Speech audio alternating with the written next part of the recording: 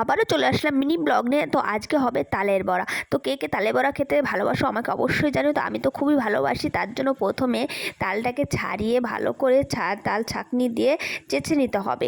এইভাবে আস্তে আস্তে করে সবগুলো তালে বের করে নিতে হবে। তারপরে জানো তো এই তালের আটি থেকে না তালের ভিতরে যে শাঁসটা বেরোয় খুবই ভালো লাগে আমার খেতে। তো এই আটিগুলো এক জায়গায় রেখে দিলাম যাতে তালের ভেতরে যে শাঁসটা বেরোবে সেটা খেতে পারবো। তারপর এই তাল ছাঁকনি দিয়ে আমাদের তাল ছাঁকনা হয়ে গেছে। এবার সুন্দরভাবে রেখে দেব। এবার এরপরে আস্তে আস্তে এর উপরে যা যা উপকরণ লাগবে সেগুলো দিয়ে দেবো। প্রথমে চিনি দিয়ে দেবো, তারপর একটু কিছু ময়দা, কিছু হচ্ছে আটা, এগুলো দিয়ে ভালো করে চটকে মেখে নেব শুকনো শুকনো করে।